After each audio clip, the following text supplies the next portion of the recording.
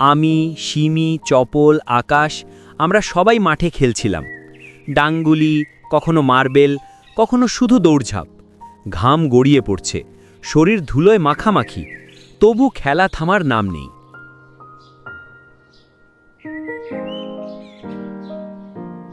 হঠাৎ সিমি বলল, এই আকাশটা দেখ। আমি মুখ তুলে তাকালাম। পশ্চিম আকাশে কোথা থেকে যেন একটা কালো রেখা দেখা যাচ্ছে।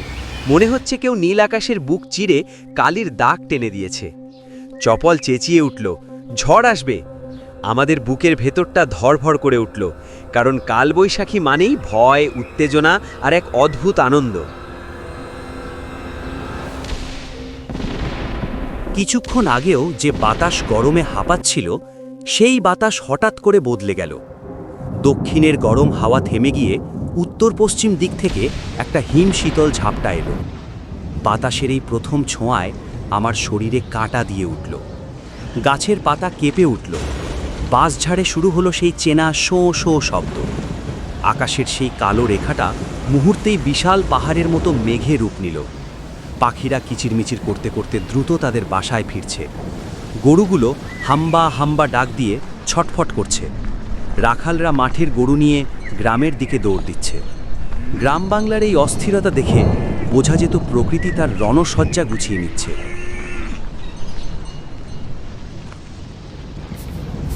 মা উঠোনের ধানগুলো হন্তদন্ত হয়ে বস্তায় ভরতে শুরু করতেন।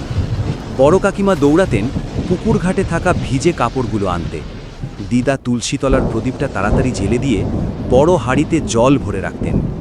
ঝড়ের আগে গ্রামের এই ব্যস্ততা ছিল এক যুদ্ধের প্রস্তুতির মতো। আমি বললাম, চল বাড়ি যাই, কিন্তু সিমি বলল, আরেকটু থাকি না, মজা হবে। শৈশবের সেই একরোখা মন ভয় আর আনন্দকে একসাথে আঁকড়ে ধরে মাঠেই রয়ে গেল।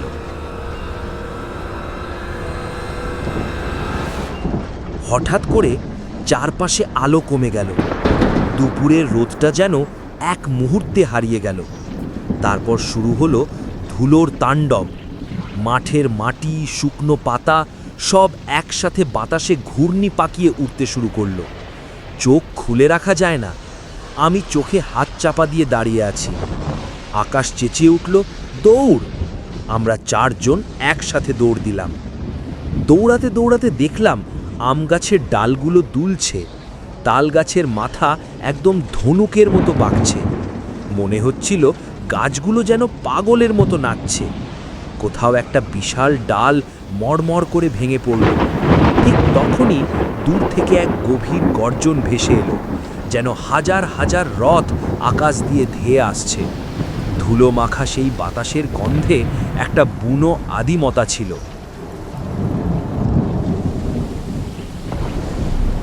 আকাশ ফেটে যাওয়ার মতো একটা প্রচণ্ড শব্দ, বজ্রপাত।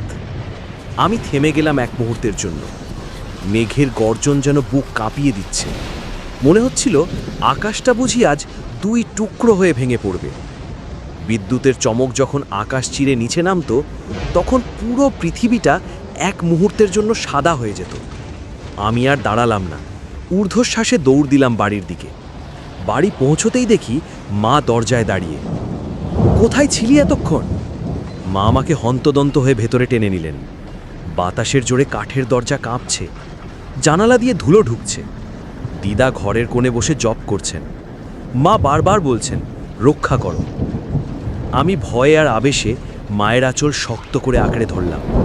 তখন মনে হচ্ছিল বাইরের ওই দৈত্যাকার ঝড়ের হাত থেকে রক্ষা করার একমাত্র ঢাল এই আঁচলটুকুই।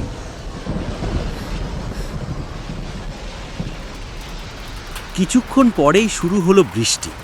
প্রথমে টিপটিপ, তারপর ঝমঝম। টিনের চালের ওপর বৃষ্টির সেই শব্দ মনে হতো কেউ যেন বন্দুকের গুলি ছুঁড়ছে। ধুলো ধুয়ে যাচ্ছে, মাটির সেই সোদা গন্ধ উঠছে। আমি জানালার ফাঁক দিয়ে তাকিয়ে আছি। মনে হচ্ছে প্রকৃতি যেন একটু আগের সব রাগ ধুয়ে মুছে সাফ করে দিচ্ছে। বৃষ্টির ধারায় আমাদের সেই চৈত্র মাসের খরতপ্ত গ্রামটা মুহূর্তেই শীতল হয়ে গেল। কিন্তু ঝড় থামার নাম নেই। জানালার ফাঁক দিয়ে দেখলাম বাড়ির পেছনের সেই বড় প্রাচীন জাম গাছটা মোড়মড় শব্দে ভেঙে পড়ল গোয়াল ঘরের ওপর। গরুগুলোর আর্তনাদ বৃষ্টির শব্দের কাছে ম্লান হয়ে যেত। আমাদের গ্রামের অনেক খড়ের আর মাটির ঘরের চাল বাতাসের তোড়ে খড়ের মতো উড়ে গেল। ফসলের ক্ষেতে তখন সোনালি ধানের ঢেউ, কিন্তু শিলাবৃষ্টি যখন শুরু হলো সেই বরফের গোল্লাগুলো ধানের শীষকে পিষে মাটির সাথে মিশিয়ে দিল। বাবার মুখে দেখলাম অন্ধকারের ছায়া। 1 বছরের হাড় ভাঙা খাটুনি এক বিকেলের ঝড়ে ধুলোয় মিশে গেল। লিচু আর আমবাগানগুলোর অবস্থা ছিল সবথেকে করুণ। ডালপালা ভেঙে থচনচ, কচি আমগুলো মাটিতে লুটোপুটি খাচ্ছে। এই ছিল কালবৈশাখীর রুদ্ররূপ, যা বাংলার কৃষকের মুখের গ্রাস কেড়ে নিত নিমেষেই। এত ধ্বংস আর ভয়ের মাঝেও আমাদের জন্য ছিল এক পরম উৎসব, আম কুড়ানো। ঝড় যখন একটু স্তিমিত হলো, বৃষ্টির জ্বর কমতো না, তখনই আমরা সব ভাইবোন মিলে হাতে বালতি বা গামছা নিয়ে দৌড়ালাম আমবাগানের দিকে। মা পেছনের বারান্দা থেকে চেঁচাতেন, যাস না রে, বাজ পড়বে, কিন্তু কে শোনে কার কথা। বৃষ্টির ঝাপটায় চোখ মেলতে পারতাম না, কাদামাখা পায়ে পিছলে পড়তাম, তবুও সেই আমের নেশা ছিল অদম্য। আম গাছের তলায় তখন আমাদের মতো আরও অনেক শিশু কিশোর। কে কার আগে একটা বড় আম কুড়িয়ে নেবে তা নিয়ে চলতো নীরব প্রতিযোগিতা। ঝড়ের বাতাসে ডাল থেকে আম পড়ার শব্দ যখন পেতাম ধপাস, তখন সেই শব্দটা পৃথিবীর সবথেকে মধুর সুর মনে হতো।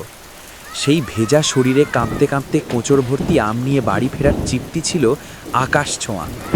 লবণ মরিচ দিয়ে সেই কাঁচা আম খাওয়া ছিল ঝড়ের পরে সবথেকে বড় পুরস্কার।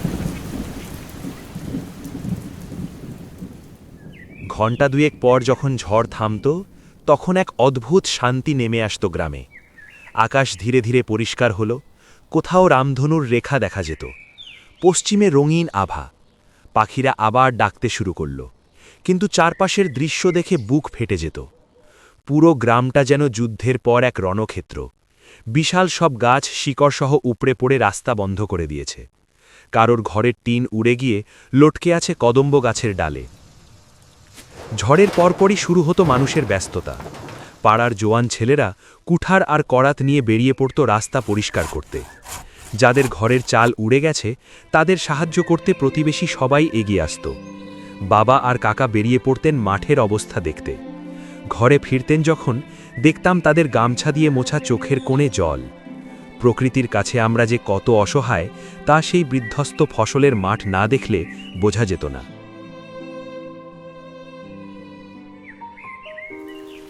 সব ধ্বংস আর কষ্টের মাঝেও ঝড়ের দিনের একটা বিশেষ বিলাসিতা ছিল মায়ের হাতের খিচুড়ি।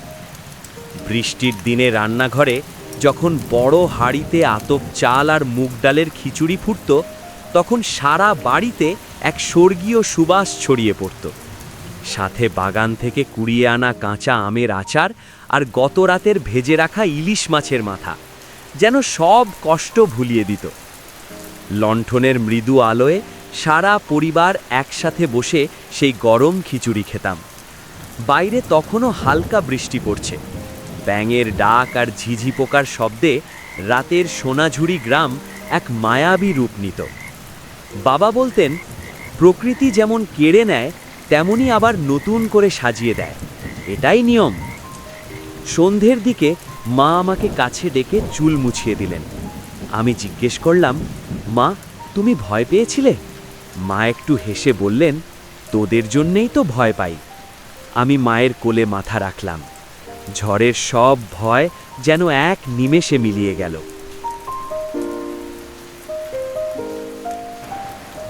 আজ এত বছর পর শহরের এই জীবনে দাঁড়িয়ে ঝড় এলে আমি আর দৌড়াই না, জানালা বন্ধ করি, ফোনটা হাতে নিই।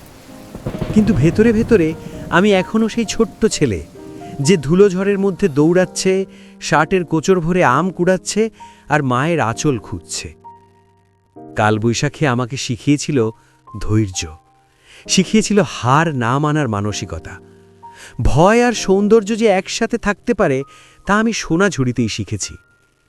আজ 2026 সালে দাঁড়িয়েও যখন আকাশে মেঘের গুড়গুড় শব্দ শুনি, আমি চোখ বন্ধ করি আর দেখি একটা ছোট্ট ছেলে মাঠ থেকে দৌড়ে বাড়ি ফিরছে, হাতে কাঁচা আম, মুখে হাসি, চোখে ভয়। সেই ছেলেটা আমি। আর সেই ঝড় আমার শৈশবের সবচেয়ে জীবন্ত স্মৃতি।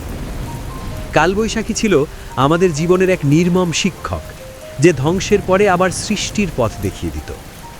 আজও যখন গরম বাতাসে শরীর পুড়ে যায়, আমি চোখ বন্ধ করে সেই শীতল ঝোড়ো হাওয়ার অপেক্ষায় থাকি।